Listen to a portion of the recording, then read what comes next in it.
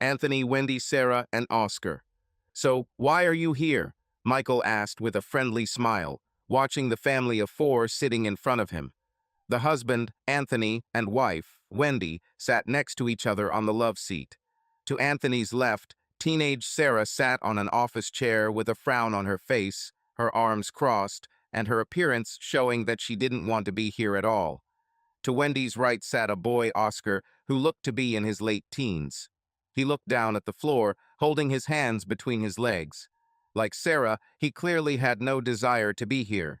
The husband and wife looked at each other thoughtfully, holding hands, before Wendy spoke. "We recently got married and need help bringing our families together. We have some problems with adaptation," Anthony added. Michael raised his eyebrows and made a note on his notepad. "It's clear. I take it this is not the first marriage for either of you." "No," Wendy admitted. "This is a second marriage for both of us." Michael had already guessed about the situation before they arrived. The meeting only confirmed his assumptions. "So, what do you want to achieve during our meetings?" Michael asked, deliberately using the plural, since it was clear that one meeting was clearly not enough. "Well, Oscar already has a great relationship with Anthony. They do a lot of things together, like father and son, and he already calls Anthony Daddy," Wendy said with a proud smile. Oscar turned away from Wendy and ignored her outstretched hand, causing Wendy's smile to disappear and a look of pain to appear on her face. "The problem is Sarah," Anthony said with a flicker of anger, to which Sarah snorted in response. "When she's at home, she just sits in her room and refuses to come out until she has to go back to my first wife. The only exceptions are meals or family events." First wife. Interesting way to describe Sarah's mother. "So, what do you want to achieve during your meetings?" Michael repeated. "We want Sarah to accept the new reality that she is now part of a new family and everything that comes with it," Anthony replied with unshakable determination. Sarah's face showed contempt.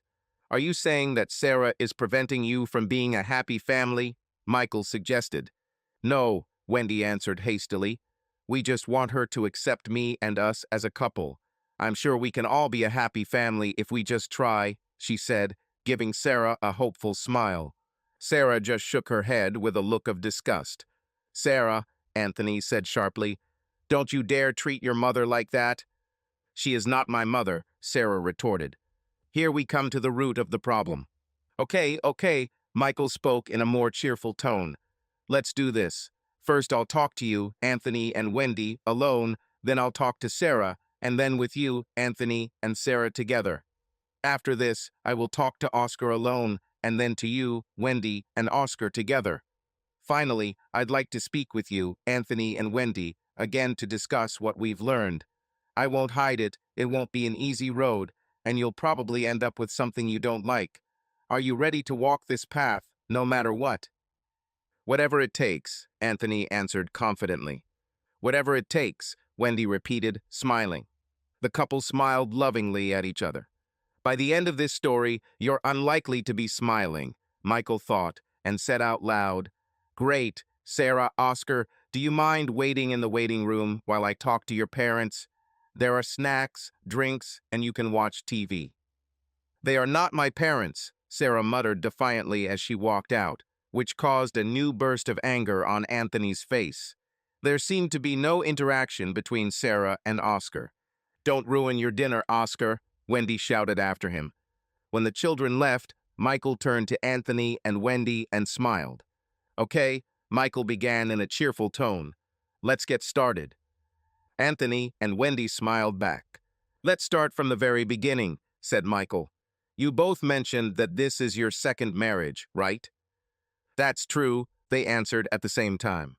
"And how did you meet?" "Well," Wendy began enthusiastically, "we were at a mutual friend's barbecue.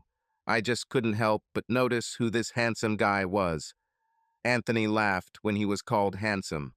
"All I remember is seeing this beautiful, striking woman in a yellow summer dress." This statement caused Wendy to playfully slap Anthony's thigh. "I was instantly captivated by her and just had to talk to her." "After the barbecue, did you start dating?" No, this happened only a few months later. We continued to run into each other at different events, and it turned out that our children went to the same school. Oscar was in the 7th grade, and Harry was in the 10th. Sarah, I think, was in the 9th, right, Anthony? Anthony nodded with a smile. Harry? Michael asked, frowning in confusion. The first crack appeared in their happy facade as their smiles began to fade. This is my eldest son, Wendy admitted with discomfort. Michael made another note in his notebook. Okay, let's get back to how you became a couple. Did you meet at different events? Did your children go to the same school? Yes, Wendy continued. Then we went to the same Halloween party with the kids. We spent the whole evening chatting, exchanged numbers, and agreed to meet for coffee, Anthony continued. And the rest, as they say, is history. How long ago was this? About 2 years ago, Anthony answered. How long ago was your wedding? 6 months ago, Wendy answered happily. Her hand unconsciously turned to reveal her engagement and wedding rings. How was the wedding? Was she big? Their smiles disappeared again. No, it was a small wedding. Just our parents and a few friends, Wendy answered with a hint of sadness. Michael realized that not everyone shared their happiness. Were your children not present? Oscar was there, and so was Sarah, Anthony added, looking embarrassed, as if he didn't want to go into details. What about your mutual friend who introduced you? Was he at your wedding? No, Wendy admitted again with obvious embarrassment. Jack has not been our friend for a long time. I have to ask, were you both married when you started dating? Michael asked directly. Yes, it was, Anthony replied, and they both fidgeted on the sofa. In our defense, both of our marriages were already on the brink of divorce. Because of your infidelity. Anthony and Wendy didn't answer. Tell me about how your children live.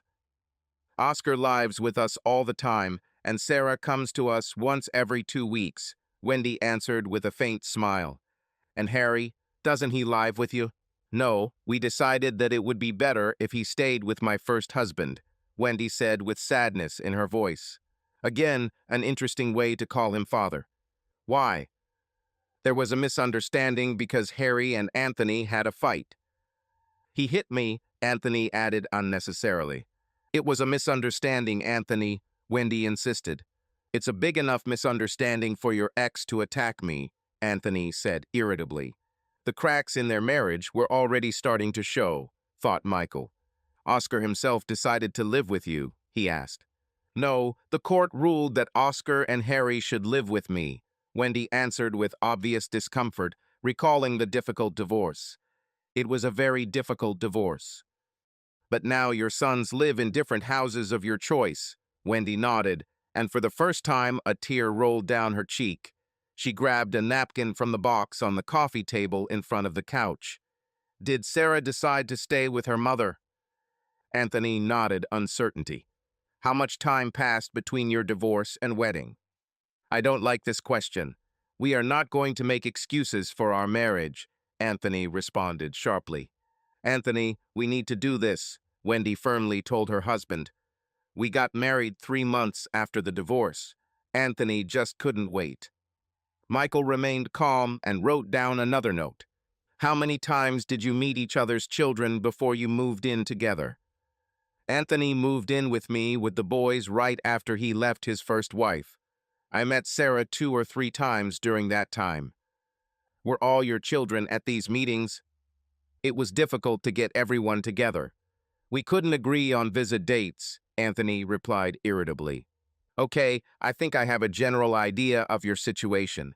The next step is meeting Sarah, then Oscar the next day. Also, I think it would be helpful to have Harry join our conversation with Oscar. Wendy, can you organize this? Is this necessary? Wendy objected worriedly. I think so, Michael insisted. I will talk to my ex-husband, but I can't promise that Harry will come. Since they are children, we will have an experienced female colleague with us. We won't be in the room, Anthony asked with concern. No, you will have the opportunity to talk to Sarah, and Wendy will have the opportunity to talk to Oscar and, hopefully, Harry, Michael assured him. If you are in the room, the children will not be able to open up. Let's say I meet Sarah on Tuesday at 16 o'clock and Oscar and Harry on Wednesday at the same time. I think it's not worth interrupting their school day, don't you agree? Anthony and Wendy left, and Michael just said quietly, "Unbelievable." Sarah. "Hello, Sarah, how are you?" Michael greeted me warmly. His colleague Helen sat to the side. Sarah sat on the couch with her arms crossed and a frown, dressed in black grunge clothes, a typical rebellious teenage look. When Michael received no response, he continued in a soft tone. "The next hour is dedicated only to you. If you want to just sit and not say anything, that's fine. If you want to scream and get angry, that's fine too. If you want to cry, please cry. If you want to swear, I won't tell you." This brought a weak smile from Sarah. "And if you want to talk, I'll give you all my attention." At the mention of the conversation, Sarah frowned again. "I have an idea. Why don't we play a game?" Michael took out a box with the game Dobble from his bag. Sarah looked at Michael through her frown with slight surprise. "Helen, would you like to join us?" "Of course," Helen answered with a smile, moving closer. Sarah thought for a moment and then knelt in front of the coffee table. Michael handed out the cards, and Sarah, who quickly found a match, muttered, "Dobble," and she took all the cards. They played several games, and Sarah won most of them. "I didn't know I had such a weak eye," Michael said with feigned irritation, which made Sarah laugh. Helen noticed that Michael was achieving the desired effect.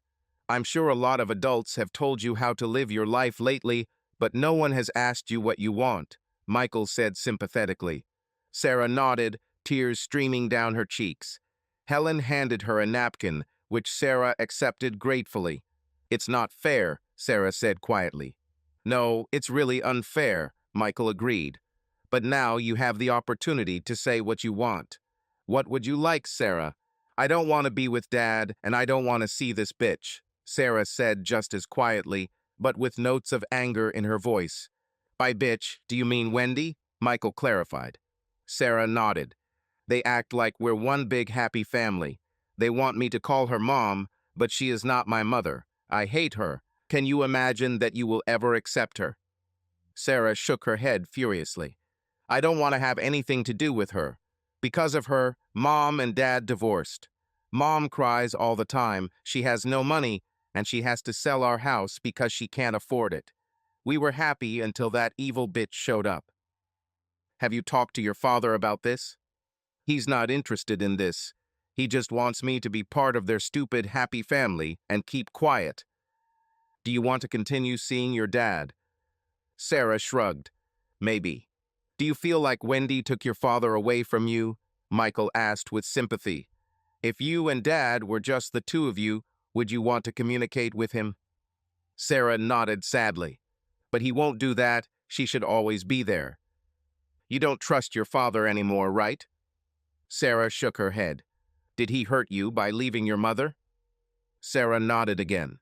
"How do you feel about the Oscars?" Sarah shrugged. "He's normal, probably, but I hardly know him. I know their parents broke up because of my dad, but how can I be friends with him? Because I hate his mother." "You're right," Michael agreed. "If I call your dad, are you ready to tell him all this?" Sarah shrugged. "Sarah," Michael began seriously, "I understand that you're angry, but you can't build a new relationship with your dad if you don't tell him how you feel. I know he hurt you, but if you don't talk to him, you won't get what you want. Will you talk to him? In this room, he will definitely listen to you." "Okay," Sarah agreed. Anthony and Sarah. "Anthony, would you like to join Sarah and me?" Michael invited him from the corridor. Anthony cautiously entered the room and sat down next to Sarah, who looked at him with hatred in her eyes. Anthony felt each of these daggers penetrate his soul. "Anthony, maybe you should talk to Sarah first, and then she will answer," Michael suggested. Anthony looked at his daughter with sadness and irritation. "Sarah, what happened to you? You were such a polite and happy girl, and now you can't be normal around people. Wendy just wants to be your friend and mother. You have to stop being a child and accept that Wendy and I are together We're married, and that's not going to change. This has changed for you and Mom, Sarah shouted. It was inevitable. I fell in love with Wendy. You can't control who you fall in love with. Stop this stupid behavior. Now we are a family. You, me, Wendy, and Oscar. And I don't want to be part of this, Sarah screamed at her father. Anthony seemed to physically recoil from his daughter's rage. I hate her, Sarah continued, sobbing. Because of her, Mom is unhappy. Wendy is a family destroyer, a stupid bitch, and I want nothing to do with her, just like your stupid happy family. Sarah began to sob uncontrollably, and when her father tried to hug her, she pushed him away. Sarah, please, Anthony begged. We can work things out if you just open up to us. Wendy loves you. Can you even hear yourself? How can she love me if she doesn't even know me? I can never love someone like her. She's an evil bitch. Mom is forced to sell our house because of you too. How can I be happy if my mother suffers so much? You lied to her. You lied to me. I loved you, but you betrayed me, just like your mother. Anthony was stunned and didn't know what to say when Sarah let out months of pent-up emotions. She was still sobbing when Anthony finally pulled himself together. Sarah, that's enough, he said angrily. You will be part of our family and you will be happy. Anthony turned to Michael. This is what we told you about. Now do you understand what we are dealing with?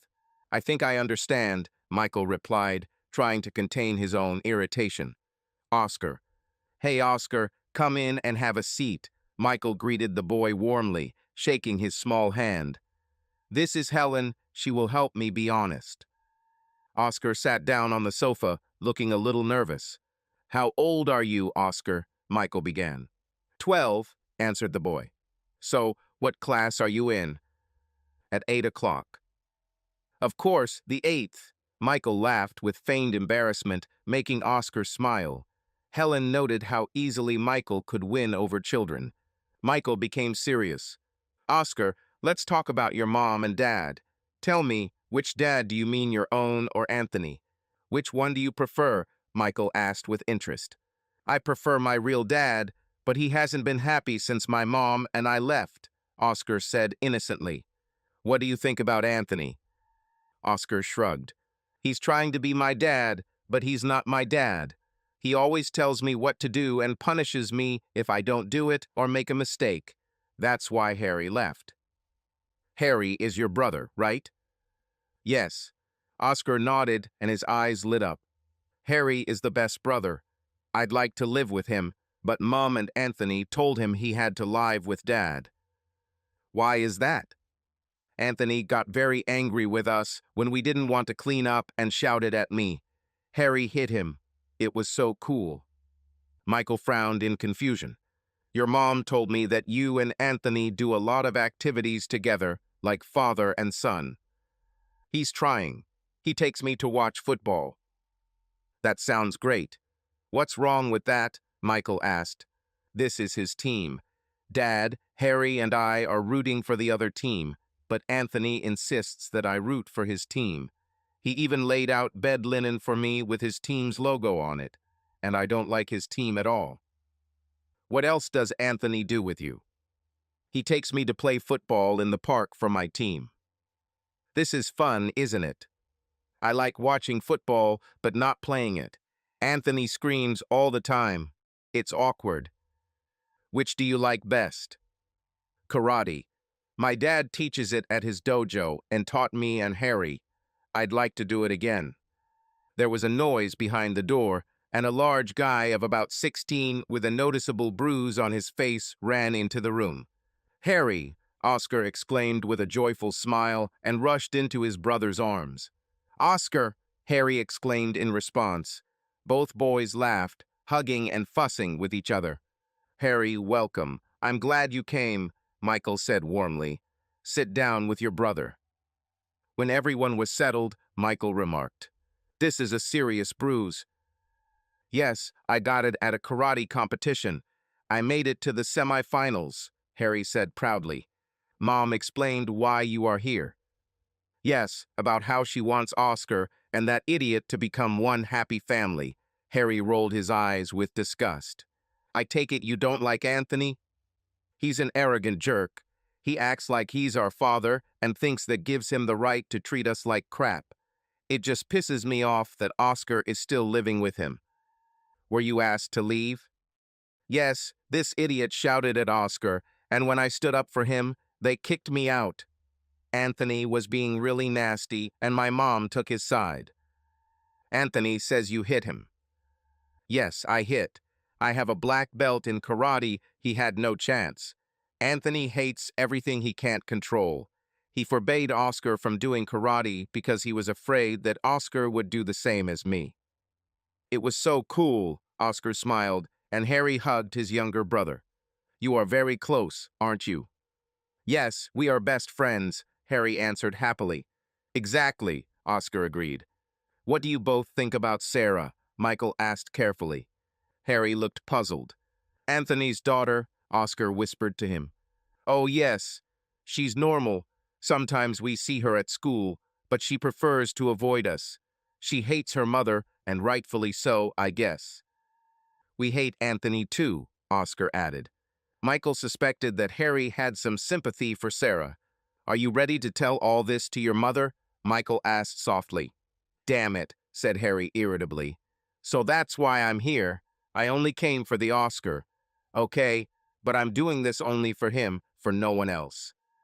Thank you, Harry, Michael said gratefully. And you, Oscar?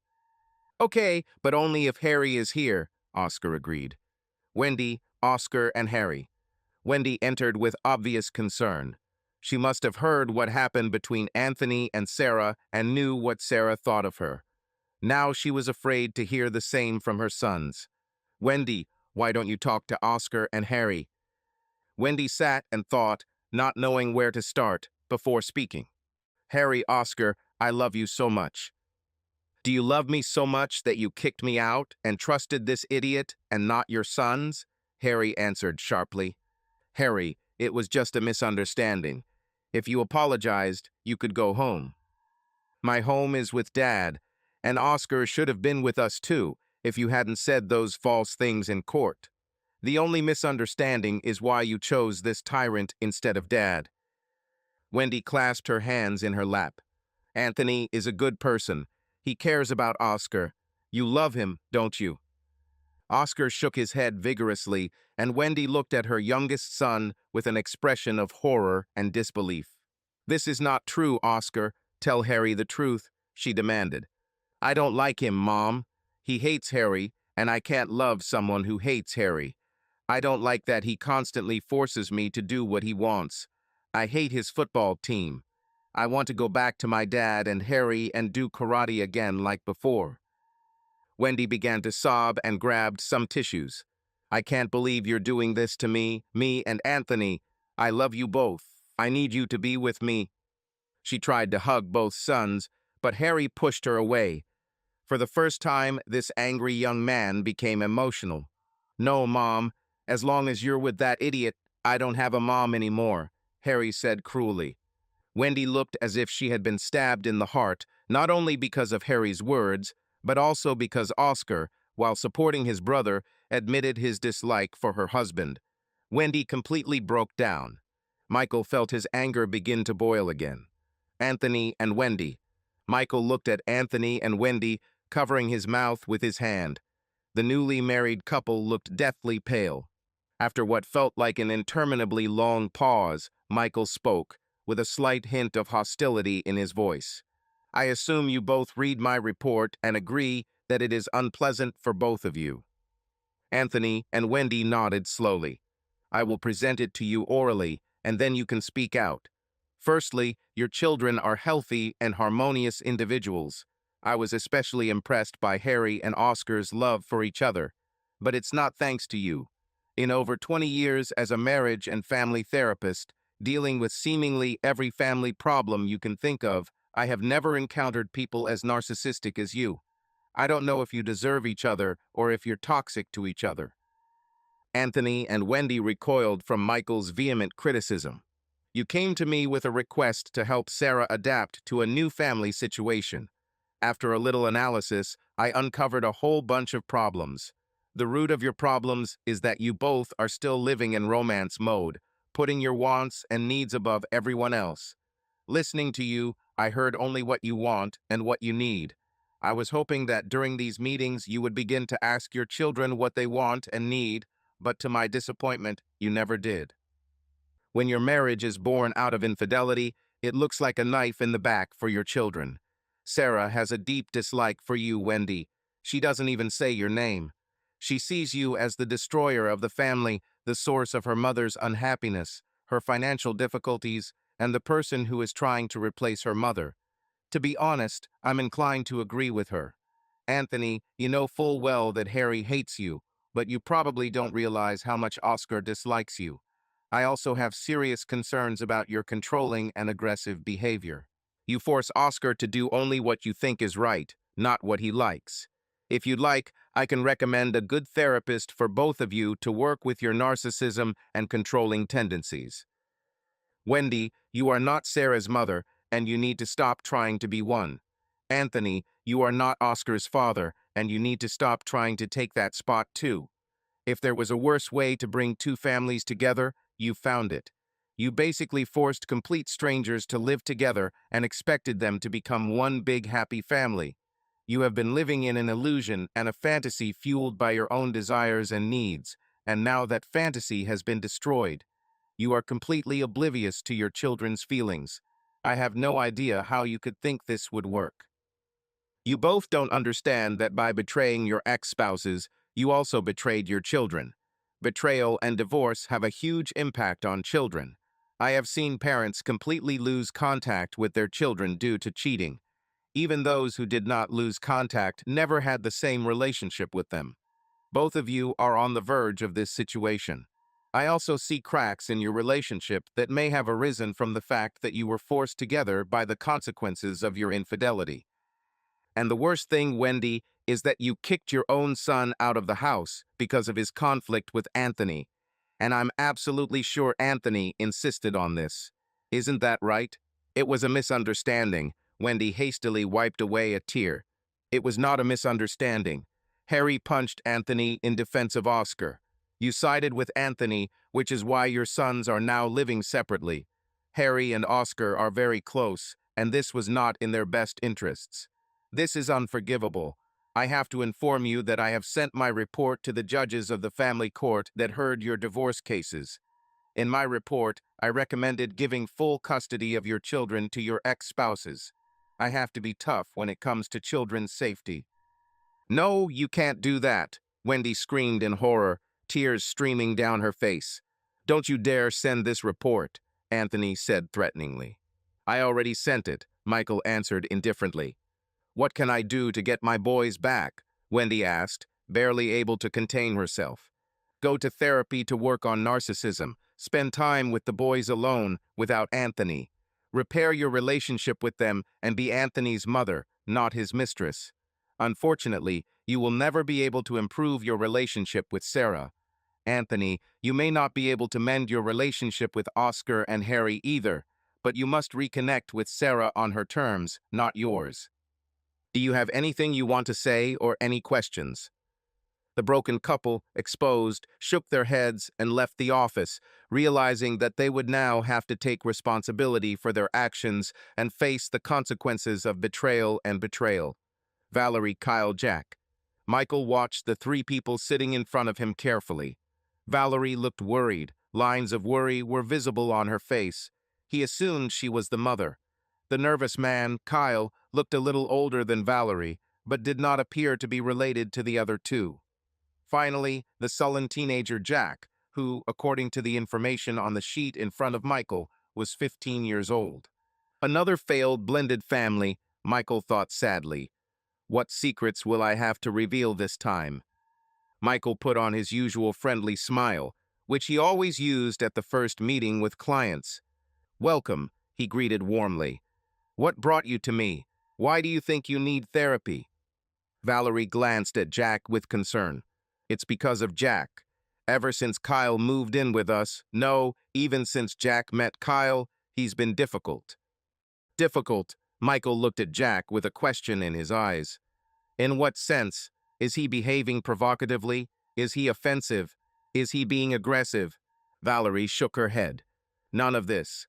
At first glance, he does everything we ask of him. Cleans her room, does housework, clears the table after meals. In this regard, we have no complaints. So what's the problem? Michael looked puzzled. It's how he communicates with Kyle. There are no problems with me. He talks to me the same as before, although he is still a little angry with me about the divorce from his father. Michael glanced briefly at Kyle, who met Michael's gaze, but then, tensed slightly, looked away. Same thing again, thought Michael. And how does he communicate with Kyle? He asked Valerie. He answers all of Kyle's questions with monosyllabic or as short answers as possible. Kyle asks how your day at school was, and Jack replies, good. Kyle suggests they do something together, and Jack replies, no, thanks. Kyle asks if he needs help with his homework, and Jack replies, no. Kyle asks, I think I understand, Michael interrupted. He slowly turned his gaze to Jack, who stubbornly avoided looking at him. Sly boy, he thought. Michael tapped his pen on the pad, contemplating how to proceed. It's time to confirm your suspicions. First of all, tell me about your family situation, Michael asked. Well, Jack's father and I are divorced, Valerie repeated. How did Jack take it? Not very good, Valerie admitted regretfully. I see, Michael made the first entry. When did your relationship with Kyle begin? A few months after the divorce, which was a little over a year ago, Valerie answered. But Michael noticed how she shifted uncomfortably in place, which betrayed her insincerity. When did Jack first meet Kyle, and when did Kyle move in with you? Jack first met Kyle and his daughter Tilly 4 or 5 months into our relationship. They moved in with us about 3 months ago. Michael had a hard time believing the deadlines were announced. He looked at Kyle again. He was suspiciously silent, as if he had been told not to utter a word. You and Kyle are not married yet, right? No, admitted Valerie. Did Kyle and Tilly move into your house? Yes, that's true. What is your relationship with Tilly? Oh, Tilly is a wonderful girl. We have a great relationship with her. How old is she? 8, answered Valerie. Michael looked at Kyle again. I ask questions about your daughter, and you don't answer any of them, he thought with irritation.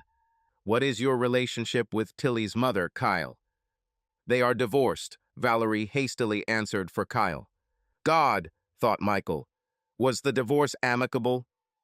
Yes, they just moved away from each other, Valerie quickly answered again. So, the problem is only with Jack. Yes, he just doesn't accept our new family. Does he have a good relationship with his father? Yes, despite our differences, Dave is a wonderful father to Jack. I just want Jack to realize that he can have a good father and a good stepfather. Okay, I think our time has come to an end for today, Michael said with a smile. I think the best course of action would be for me to speak with Jack alone, and then with you and Jack together, Valerie. I think there is still some tension between you and Jack from the divorce that needs to be resolved. In the meantime, I suggest leaving Kyle at home with Tilly so you don't have to find someone to leave her with. Say, this time next week. How will we solve the problem of Jack and Kyle's relationship if Kyle is not present? Valerie asked in surprise. Let's first resolve your and Jack's problems, and then we'll move on to this, Michael replied with an encouraging smile. Jack. Hi, Jack. Michael turned to the 15-year-old teenager. How are you? Okay, came the dry answer. Michael smiled. What class are you in? At 10 or 11? 11th. Michael nodded. Are you a good student? Yes. I'm glad to hear that. This is Helen. Michael introduced his colleague sitting on the side. She's here to keep an eye on me. Hello, Jack, Helen said with a smile. Jack looked at her with slight embarrassment. Helen enjoyed Michael's ability to get children to open up. Hi, Jack answered carefully, keeping his answer short. Are you living with Kyle now? Yes. Do you like living with Kyle? Fine. What about Tilly? Fine. Gray Rock, thought Michael. What? Jack looked at Michael in surprise. Helen tried to hide her smile. She realized what Michael had done. He knew what Jack was going to do before he even arrived. The gray rock method is to pretend to be indifferent or disinterested in communicating with someone. I have to say, I'm impressed. Jack continued to look awkward. Come on, Jack, Michael continued. Did you really think that I wouldn't notice this? Jack didn't know what to say. He was caught off guard.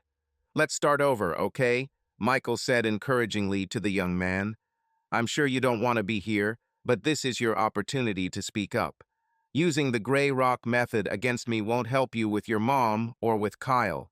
I'm sure all this was forced on you without asking what you want. Why don't you tell me what you think about it? Jack looked extremely unhappy, debating whether to speak. Finally, he said, I hate it. What exactly do you hate? The fact that I'm simply expected to enjoy everything that happens. I'm expected to call Kyle daddy and consider Tilly my sister. But Tilly is almost never there. I barely know her. She only comes once every 2 weeks. Michael frowned. So you are a family only every other weekend? A look of disgust appeared on Jack's face. We are not a family. Mom likes to pretend that we are a family. I don't like Kyle, and Tilly only tolerates her mom. But Mom acts like she now has a daughter. Michael pursed his lips. Why don't we go back to the beginning? Your mother divorced your father. Did you want to stay with your mom? At your age, you should have been asked. They asked, but my dad moved too far, and this would create problems with my studies, so I had to stay with my mom. It wasn't really a choice. Then your mom introduced you to Kyle. Yes, Jack answered indifferently. What did you think of him? You met him yourself. He's useless. We met shortly after Mom and Dad divorced. It was not difficult to understand that they had been together even before the divorce. Mom behaved strangely before the separation and then kicked Dad out and said that she wanted a divorce. Dad didn't deserve this. How did you behave when you met Kyle? Mom said we were going to dinner, and when we arrived, Kyle was already waiting for us. I asked what was going on, and she said she was dating Kyle. I asked if she was serious and walked towards the exit. She got angry and said that if I didn't stay for dinner with Kyle, she would take my phone and punish me. What happened next? I said that I thought about all this and said that I don't care if she's dating Kyle. I don't want to know him. Then my mother punished me and took the phone away. She said I would remain punished until I respected Kyle. What did you do then? What could I do? I had to be nice to Kyle. Jack grimaced in disgust. When I got my phone back, I started looking for ways to deal with Kyle and found the gray rock method. Using this method drives them crazy, Jack smiled smugly. I do everything I'm told, I study, I behave like a model son, but I don't get involved in any way with Kyle.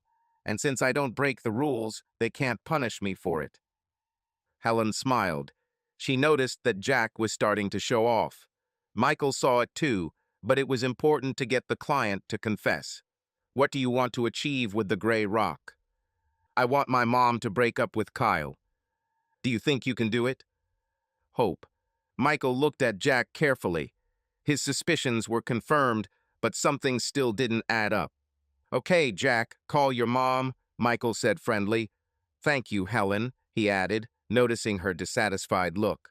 He always kicks me out when things get interesting, she thought. Valerie.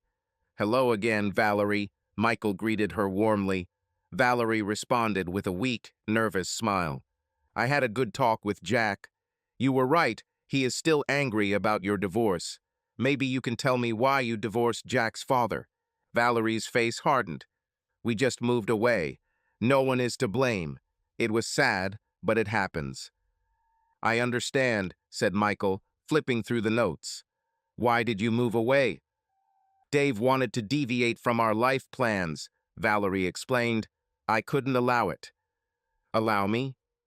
Yes. When we got married, we agreed on the plan that I proposed. Did Dave have anything to do with this plan? No, I made a list of values and expectations that I wanted to see in my future husband. What values and expectations were on this list? For example, he had to earn or strive to earn 6 figures. I expected us to live at a certain level, and I wanted to have 2 children, a boy and a girl. There were other points as well.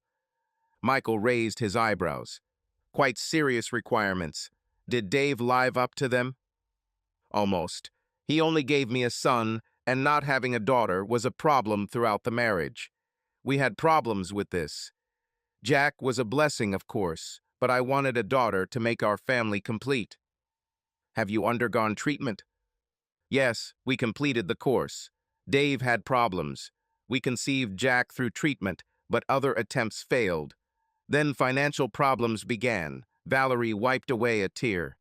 Which ones exactly? Dave couldn't maintain our standard of living and pay for treatment at the same time, so we were forced to stop it. Has this become a problem for you? Valerie nodded. You didn't contribute to the family budget? Michael asked. Valerie looked puzzled. I don't understand. Well, could you find a job to help finance the treatment? No, of course not.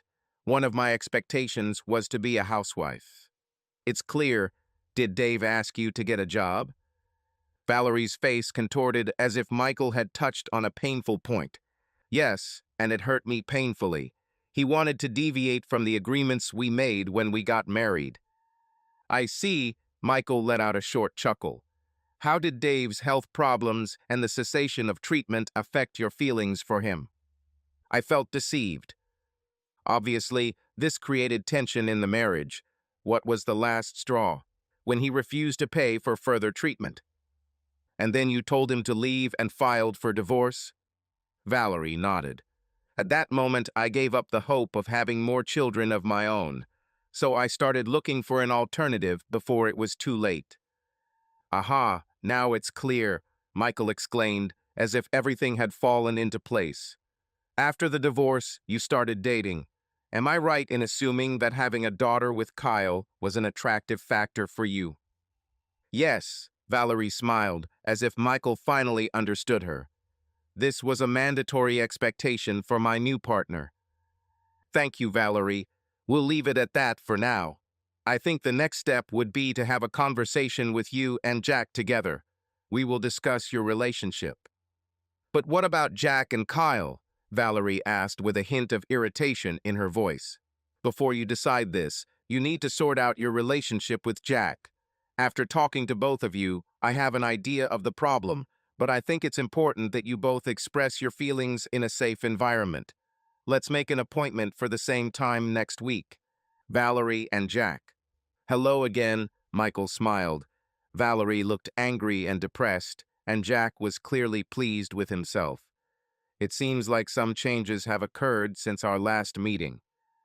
Jack's smile grew wider, and Valerie seemed even more depressed. Mom and Kyle broke up, Jack announced happily. Jack, could you be a little more tactful? It hurts me very much. Valerie's eyes turned red and swollen from tears. Michael moved the box of tissues closer to Valerie. What's happened? He asked with an air of sympathy. I caught him on the phone begging his ex-wife to come back to him. Valerie took a napkin and began wiping her eyes. He also said that he was tired of his mother's unrealistic expectations and manipulation. Jack chuckled as he watched his mother's unhappiness. Michael, watching the interaction between mother and son, could hardly resist the thought of looking for expensive resorts for a vacation. They're both going to need a lot of therapy, he thought. I'm very sorry, Valerie.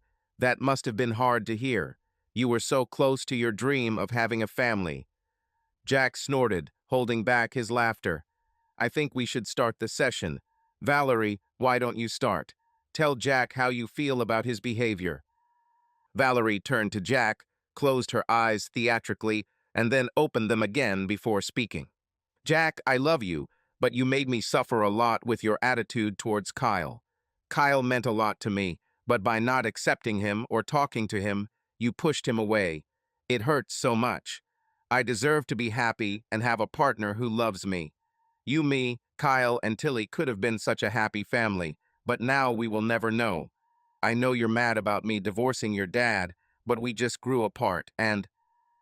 Jack rolled his eyes to the ceiling and exclaimed, "Bullshit." "Jack," Valerie screamed angrily. "How dare you?"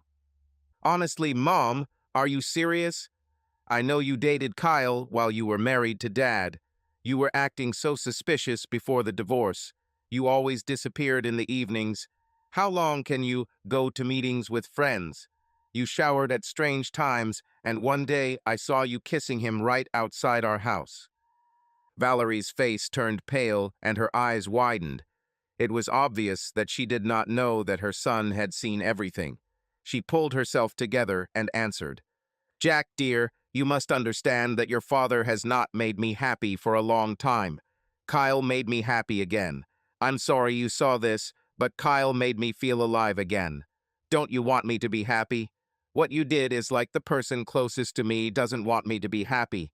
Why did you do this? If I hadn't done this, you would never have realized that you were doing wrong," Jack answered sharply. "What? Were you trying to punish me?" Valerie looked at her son with disbelief. "Well, yes," Jack answered as if his mother did not understand the obvious. Michael closed his eyes and began to massage his temples. "Well, of course," he exclaimed irritably. "I knew something wasn't adding up." Valerie looked at Michael, not understanding what he meant. "What do you mean? What exactly doesn't add up?" "Valerie, you are a very demanding and manipulative woman, but it seems like the apple doesn't fall far from the tree." "I don't understand," Valerie replied, her face reflecting complete confusion. "What Jack did to Kyle is called the gray rock method. This is a tactic used to communicate with abusers and narcissists. It drives them crazy because they can't elicit an emotional response from the person they're trying to control." "What? Kyle was neither an abuser nor a narcissist," Valerie responded. Jack started to look awkward. "No, he wasn't," Michael agreed with contempt. "Otherwise, you wouldn't be interested in him. No, Kyle was just a weak and easily manipulated man, exactly what you want in a man. But Jack didn't use gray rock against Kyle. His real target was you." "Jack, what is he saying?" Valerie asked, but her son did not answer. He looked as if he had just been caught doing something serious. Something was wrong from the very beginning. When you answered Kyle, even questions about his daughter, it was strange. Obviously, you told him to keep quiet. When I spoke to Jack alone, he tried to use gray rock on me, but I noticed it, right, Jack? Then he admitted that he hated this whole situation with you and Kyle. He hated the way you treated his father. If that's true, then why did he use gray rock on Kyle? Michael paused to watch Jack's reaction. "Bravo, Jack. You are a very smart guy, and you almost managed to deceive me, but not quite. You see, Valerie, you punished Jack for his attitude towards Kyle, but that didn't stop him. He learned about the gray rock method and began using it. However, using this method directly on you would not work because you are his mother and he needs to communicate with you. But he saw how weak Kyle was and used it to get to the real aggressor you." "What? I never insulted Jack. I love him." Valerie looked shocked at the thought of being accused. "Is it true?" Michael raised an eyebrow in disbelief. "When a parent cheats on another, he destroys the family. This is incredibly traumatic for the child. This act is a form of abuse, even if the parent does not realize it. Jack has already said that he blames you for the divorce because of your infidelity. Because of your manipulative nature, he knew that using gray rock on Kyle would drive you crazy. He was perfect in other ways, but his refusal to interact with Kyle made it clear that he didn't like the way things were and didn't want Kyle in his life like you wanted him to be. Without accepting Kyle, but without giving you a reason to punish him, he left you in a dead end, which led you to me. It's in your nature to manipulate people into doing what you want, but Jack didn't give you the emotional material to control him." Valerie looked at Michael and Jack in confusion. Her face expressed a mixture of disbelief, anger, and confusion. Emotions changed one after another. "This is the most unhealthy mother-son relationship I have seen in my entire career," Michael continued. "Valerie, you are a complete narcissist. Unfortunately, and most unfortunately, Jack has learned this from you and is exhibiting narcissistic traits too." The real reason you divorced Jack's father is because he finally gained the fortitude to stand up to you. You couldn't accept this, so you started looking for another weak man and found Kyle. He was perfect for you, weak and had a daughter, which fit your dream of a complete family. After you manipulated Kyle into leaving his wife, you divorced Jack's father. You not only destroyed Jack's family, but also Tilly's family. Valerie's tears dried up, and her face became cold, as if turned to stone after Michael's words. Yes, and so what? She answered coldly. Judging by your reaction, you don't have a drop of remorse. Of course not, Valerie answered with a slight shrug. Why should I? I got everything I wanted, or almost everything, if it weren't for Jack. But that doesn't matter. It's just bad luck. I'll just find another man with enough income and a daughter. Michael looked at Valerie with his mouth open. Even for him, this was something new. Before him sat a woman who didn't care at all about how many lives she would destroy for her goals. How do you feel about Jack and his actions? Valerie looked at her son and smiled sweetly. I don't know whether to be angry with him for what he did or proud of how he did it.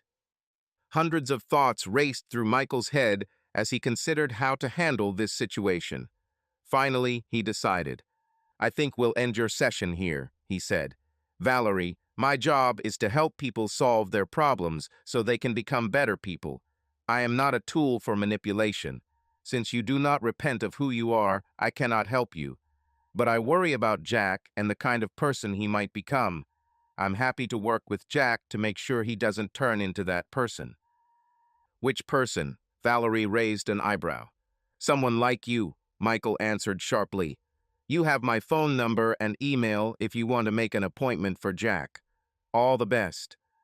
After Valerie and Jack left, Michael closed his eyes and exhaled in relief. Valerie was probably the worst person he had ever dealt with, and she had already infected her own son with her toxicity. Freya Julie Simon.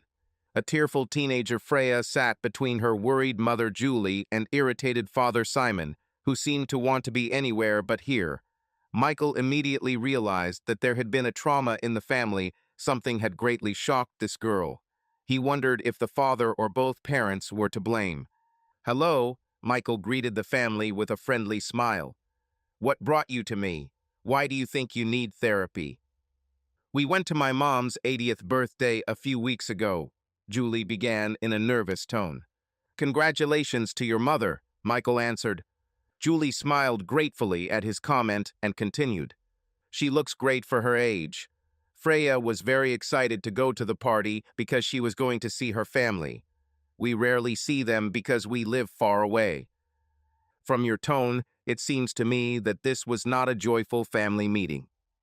That's putting it mildly. Unfortunately, my ex-husband Alex was also invited. He came with his new wife, as well as my other daughter Sarah and son Oscar. Freya hadn't seen them for so long and really wanted to meet them. Well, what kind of shameful secret are you hiding? Thought Michael. The atmosphere was probably tense. Julie nodded sadly. My family never accepted Simon, so it hurt when Alex was welcomed with open arms, like he was still part of the family, while Simon was completely ignored. It feels like they don't want to move on after my divorce. Michael rustled his pen as he wrote on his notepad. Why do you think this happens? I think it's because we moved when I married Simon. They seem to blame him for it, but he was offered a good job that provided for us all. All of us? Yes, me, Sarah, and Oscar. And not Freya? I became pregnant with Freya right after our wedding. How many years have you been married? This year it will be 17. Michael looked at Freya, whose face suddenly showed anger. So, what do you think happened at the party that brought you three here? They told Freya something, but we don't know what exactly.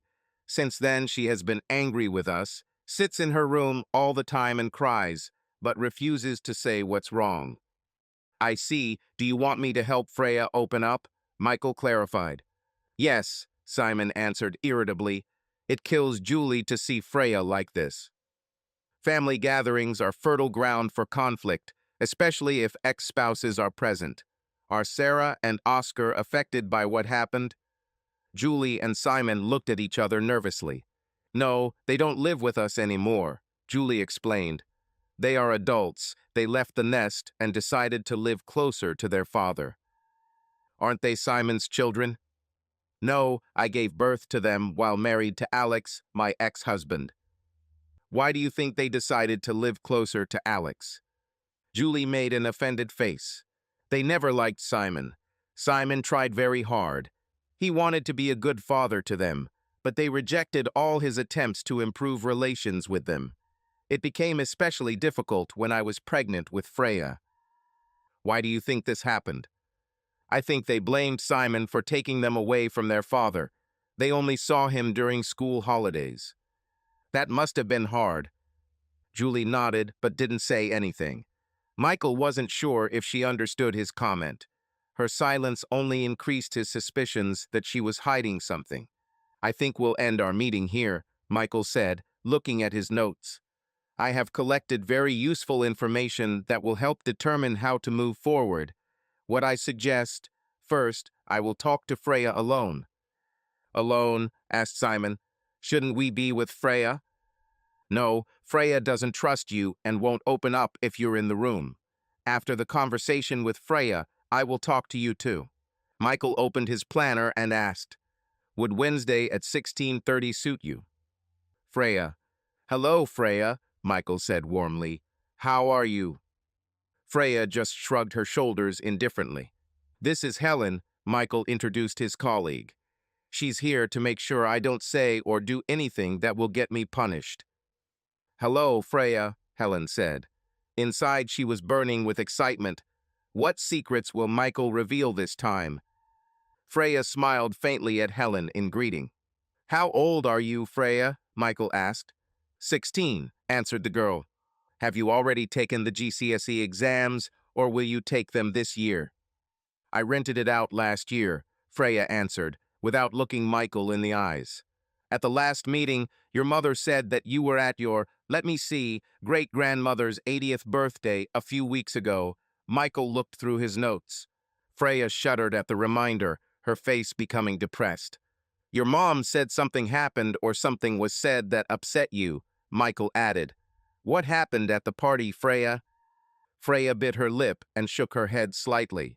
A tear rolled down her cheek. Michael looked at Helen, who sat down next to Freya, gave her a napkin, and took her hand to support her. Realizing that he could not get an answer, Michael said with a smile. Freya, this is your opportunity to speak out about what upsets you so much. I'm not here to judge you. I'm here to help solve the problem. Freya's face frowned, and then she burst into tears. Helen squeezed her hand, comforting her, and Michael looked at her with great sympathy. It must have hurt, whatever it was, he said softly. But I can say one thing.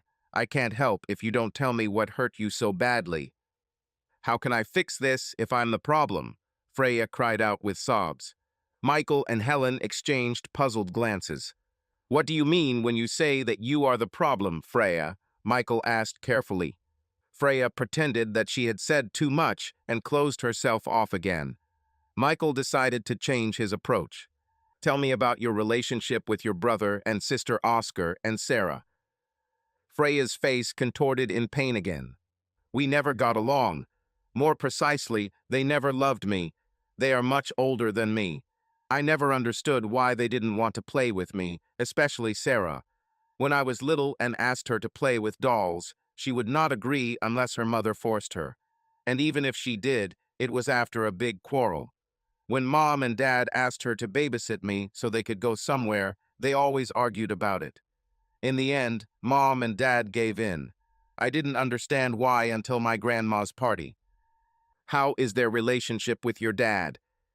They hate him. I knew they hated him for taking them away from their father, but I always felt it was something else. And you found out what exactly at Grandma's party? Freya nodded. How is your relationship with your parents? Are you in a good relationship? Freya looked worried. It always seemed to me that I was in last place. Despite all of Sarah and Oscar's quarrels with their parents always tried to reconcile them. They always forgave them. Dad hardly spent time with me. All he did was try to make things work with Sarah and Oscar. When did Sarah and Oscar visit their father? Did you get more attention, or after they moved out? Freya nodded. Sometimes, but Mom looked sad and Dad looked relieved. It was like they were doing it because they had to, not because they wanted to. Sometimes it seemed to me that I had no family at all, that no one ever wanted me. Freya began to sob again. Helen looked upset by her confession and could hardly restrain herself from hugging the girl. Michael kept his emotions in check and tried to remain professional. He understood that this girl had an extremely unhappy childhood. Michael decided to give Freya time to cry and release her pent-up emotions. Ideas began to form, but he wanted Freya to tell him everything that was eating her. A few minutes later, Michael spoke again. "Your mom said you were happy to see Sarah and Oscar." "Not really," Freya answered, wiping away her tears. "After they moved out, I tried to keep in touch with them, but they didn't want anything to do with me. I wanted to understand why." "Tell me how it all happened. You saw Sarah and Oscar at the party." Michael nudged her gently. Freya bit her lip and began to talk. "We arrived at the party, and as soon as they saw us, there was tension in the room. Grandma and Grandpa were glad to see me, but they looked at Mom with disappointment and didn't notice Dad at all. When Grandma saw Dad, she said, 'Did you bring him too?' Mom looked like she had her heart broken. I knew my mom's family didn't like my dad, but I didn't realize how much." "What about your aunts, uncles, and cousins?" "They were friendly enough, but I hardly knew them. It hurt to see how happy they were to see Sarah and Oscar, but not me." Freya took a deep breath to continue. "After everyone had said hello, I went over to talk to Sarah and Oscar. They were with their dad and a woman who I think was his wife. I recognized their father from photographs. Everyone was happy to see him, but his mother didn't even come up to him and looked upset that he was there, especially with his wife. When I approached Sarah and Oscar, they acted like they didn't want to know anything about me. Their dad and his wife, on the other hand, were kind to me. He told them that I was their sister and that they should not be so cruel to me. And then he said something strange. He said, 'She's not guilty of anything. She's just as innocent and just as much a victim as we are.' I think Sarah and Oscar could see from my face that I didn't know what he was talking about, and suddenly they felt guilty. Their dad then said, 'They didn't tell you, did they?' I asked. 'They didn't say what?' And he just said, 'I'm so sorry. Your mom and dad should have told you.' He looked sad and sympathetic." Freya's voice trembled as she reached her climax. Sarah said, "I can't believe you don't know. I was already on the verge of panic. And then I found out that I am a big family secret." Sarah said I was the reason her mom and dad divorced. She said that Mom and Dad started an affair while Mom was still married to her dad, and that Mom got pregnant with me because of it. Freya burst into tears again. Michael closed his eyes with an expression of heavy regret, and Helen squeezed Freya's hand in support. Everything was confirmed as they suspected. "How do you feel after this?" Michael asked carefully.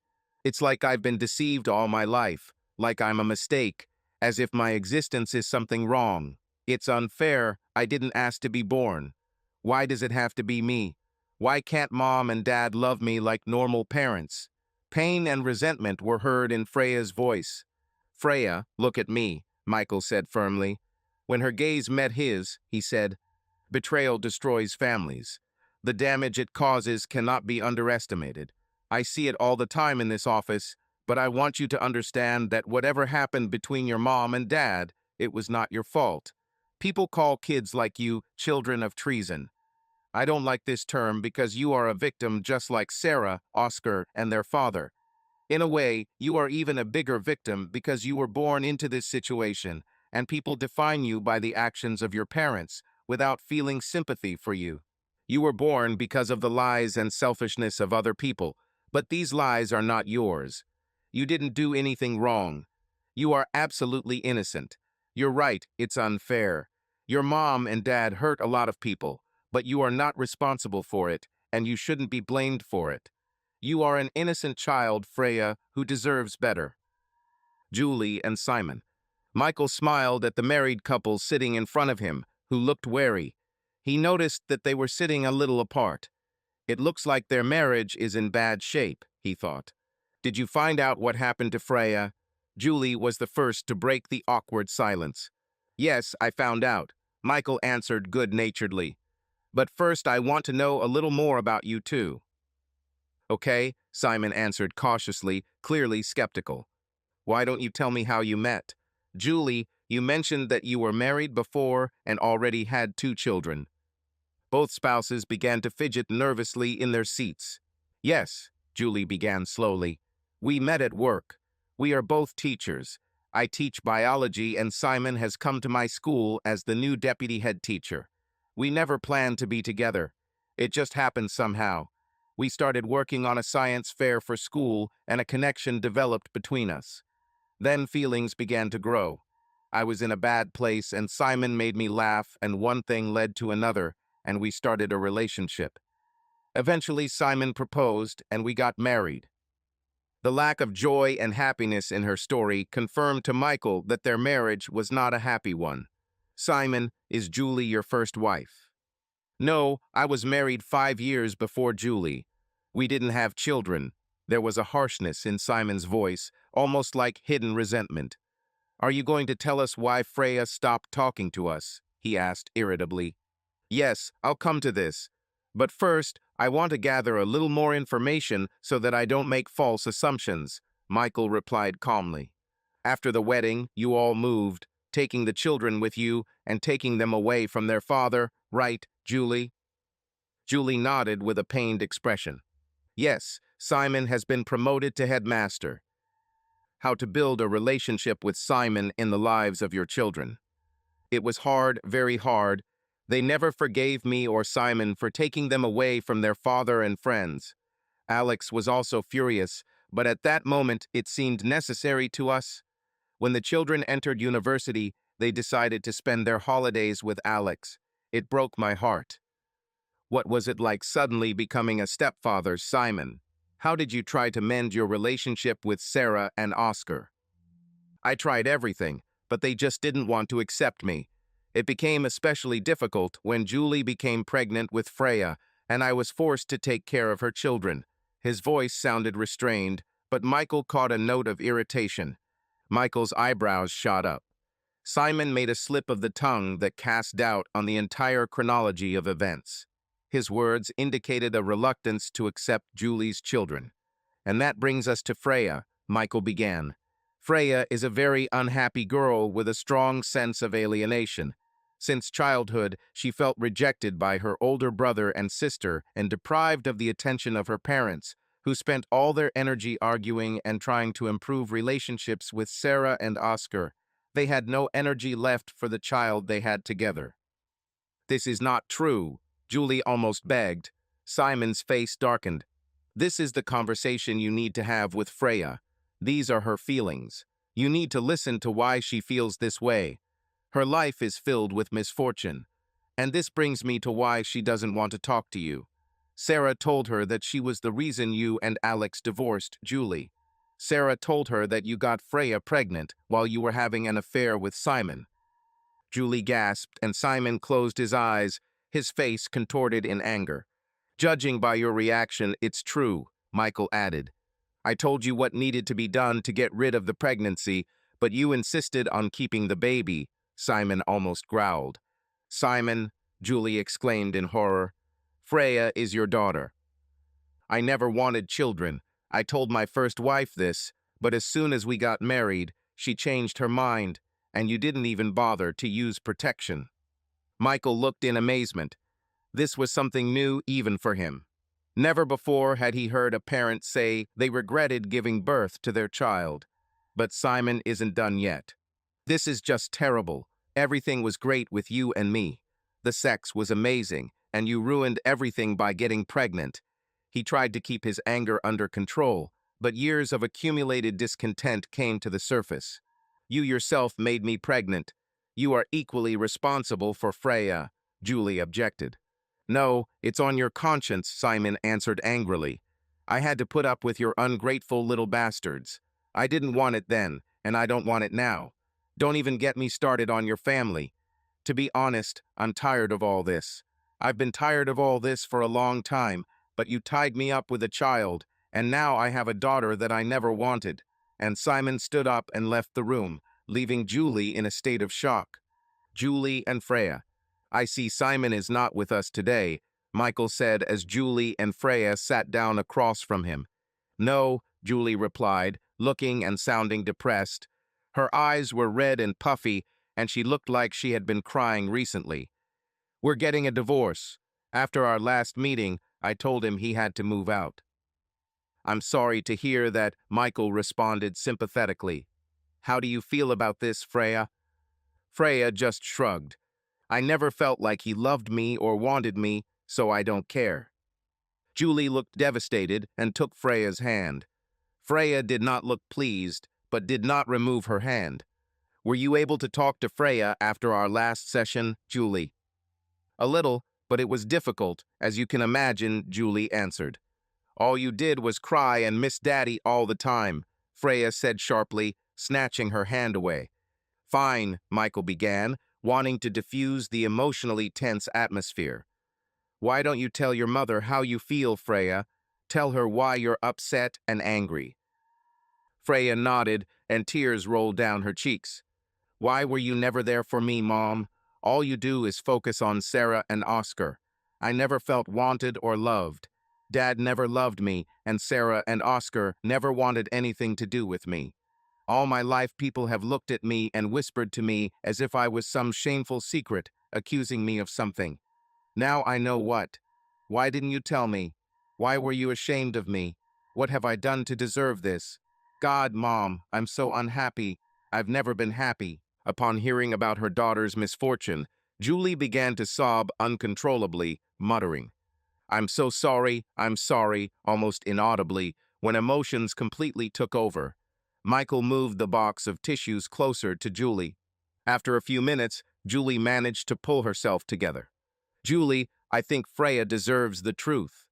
Michael said softly, "The cat is already out of the bag. There's no point in keeping secrets anymore.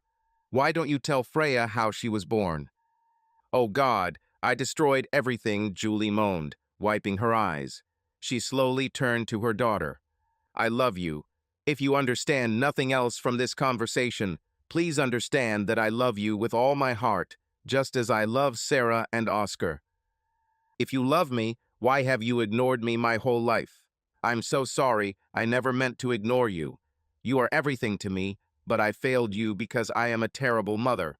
I was a terrible mother for taking Sarah and Oscar away from their father. None of what happened was your fault. These last few days have almost broken me. For the first time, I looked at myself and realized that it was all my fault. There's no one else to blame. I can't even feel sorry for your father and not feel remorse for what I did to Alexa, because that would mean I'm sorry for you, and I can't afford that." "Why don't you start from the beginning?" Julie, Michael suggested, trying to speed up the conversation. "Yes, it will be better that way," Julie agreed, taking a deep breath. "I guess it all started when Alex, Sarah, and Oscar's father and I started having problems in our marriage. He started working very long hours. He usually came home first and cooked dinner, but then I started coming home and he wasn't there and dinner wasn't ready. I started to resent him for this. I probably should have talked to him, but I didn't. I forgot what he was working on and probably never even asked. Either way, I allowed the resentment to grow. I began to find him less attractive, and our closeness gradually faded, which only increased my irritation. While Alex was working a lot, your father came to work at the school where I taught as the new vice principal. At first, we hardly crossed paths. He barely knew who I was, but I felt slightly attracted to him. Alex began to work less, but my irritation did not disappear. The school principal suggested organizing a science fair and asked your father to lead it and me to help him. This meant I started working late and working closely with your father. Julie smiled faintly, remembering those times. Your father was funny and confident. I laughed so much working with him, and I think I started flirting with him. The science fair was a great success, and at the end of the evening, after the parents had seen the kids' work and everyone had left, your father suggested a drink to celebrate. Of course, I agreed. We were both married, but I didn't care. It was just a meeting to celebrate success, but that turned out not to be the case. We hugged when we said goodbye. I haven't felt in a man's arms for a long time, and it was so nice. The hug turned into the most wonderful kiss. After that, our romance began. Alex didn't suspect anything, and frankly, I didn't care. I didn't care that your father was married. We corresponded constantly. Then the opportunity arose to go to a pedagogical conference, and then we crossed the line. We had sex. Julie grinned, noticing the disgust on Freya's face. That's how it happens. We met whenever possible. They came up with conferences, stayed late ostensibly because of work, and found any excuse to spend the night together. It was an incredible time.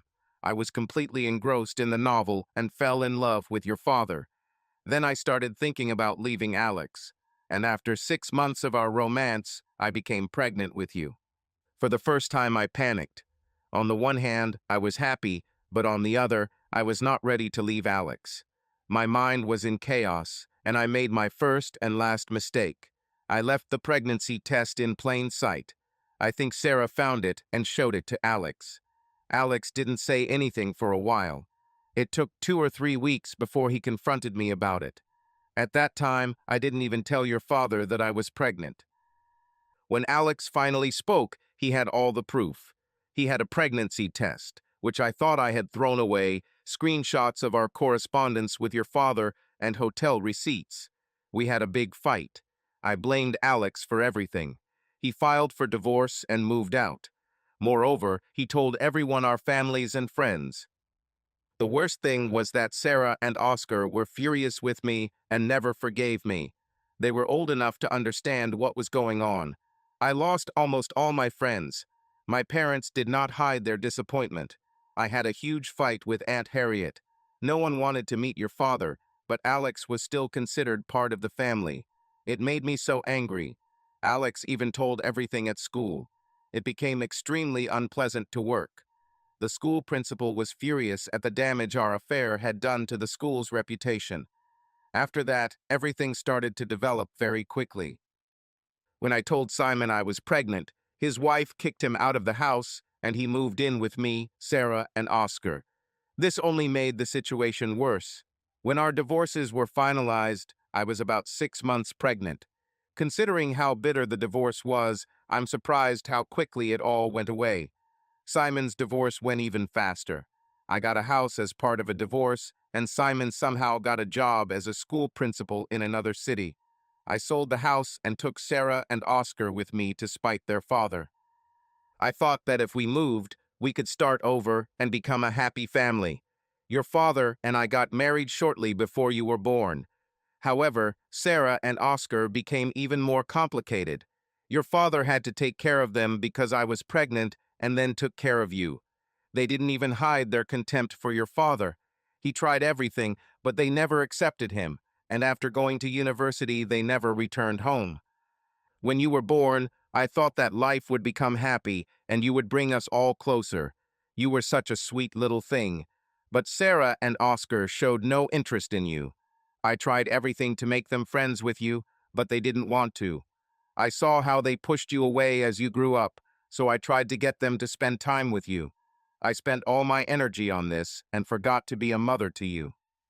Julie closed her eyes and took a deep breath, trying to hold back the tears. You see, I ruined everything. I made one mistake after another and hurt everyone around me, especially you, because you were in the middle of it all without any guilt.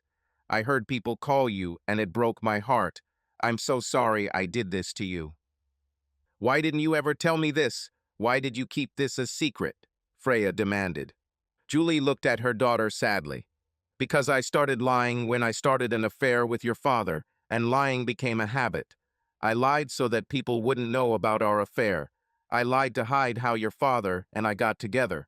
I lied to you so that you wouldn't find out how you were born. I just lied and lied. The only lie I can justify is lying so you don't find out that your father didn't want you. No child should know this. My entire relationship with your father was based on lies. It is a miracle that our marriage lasted this long, because life with a man who did not want his daughter cannot be happy. I despised your father for this. I'm ashamed that you have such a father, but I didn't have the courage to leave him. Look at me, Freya, Julie continued in despair, tears streaming down her cheeks. I'm in my 50s and I'm getting divorced for the second time. The chance of finding someone else at my age and with my reputation is practically non-existent. I have 2 children who don't like me, and I've succeeded in getting my youngest daughter to not like me either. The prospect of starting over at my age is scary. This is not how I imagined my life would be. This is not what I wanted. I ruined everything because I lied to everyone around me. Please don't ever be like me. Julie continued, her voice shaking. I'm so sorry for everything I did. Everything I did and all the lies I told were aimed at hiding the truth. Hide what a bad mother and bad person I am. I'm so sorry I didn't give you a chance. You are such a smart and beautiful girl. Everything you achieved was in spite of your father and me. You deserve better parents than us. It kills me to admit it. You are an innocent child, but you are perceived as a sin that was never yours. It's wrong, and it's so unfair to you. But only me and your father are to blame for this. I love you, Freya, and I'm very proud of you. Freya looked at her mother in confusion and frustration. She heard the words she had wanted to hear all her life, but the price was a shocking confession from her mother.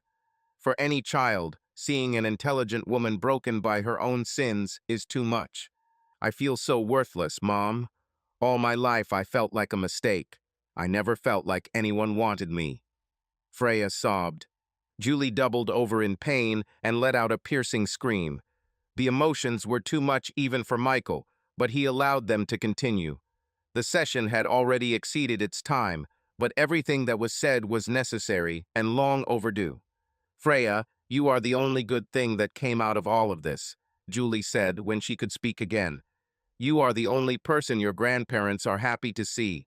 They hate your father and have never stopped being disappointed in me, but they adore you. The first time I held you in my arms, I fell in love with you. You are a precious gift, a gift I don't deserve. You are loved, you are desired, and you are incredibly important to me. I will change, Freya. I will change for you. I can't change the past, but I can try to be a better mother for you. I will try to be the mom you deserve. Julie hesitantly reached out to hug her daughter, but was afraid of being rejected. Freya bit her lip, but moved closer to her mother, and they slowly hugged each other. In that hug, they held each other tightly, not wanting to let go, sobbing in relief on each other's shoulders. Michael watched this and laughed quietly. For the first time in a long time, he felt like he was witnessing a happy ending, but he needed to end their session. What are you planning to do, Julie? He asked, interrupting the touching moment. Julie smiled, still holding her daughter in her arms. I will try to improve relations with everyone, especially Sarah and Oscar, so that Freya can have a brother and sister. I must give Freya the family she should have had from birth. I'm going to start doing the right things and stop lying. I will fix myself and become the mother Freya needs. Also, I think when you finish school, Freya, we should move closer to Sarah, Oscar, and your grandparents so you can be closer to family. If that's what you want, Freya.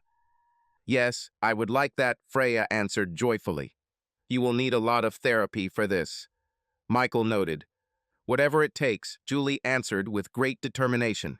Subscribe to our channel so that your love doesn't cheat on you, and go ahead and listen to the next story, because this story is nothing compared to the next one. If you're under 18, don't even think, click to the next one.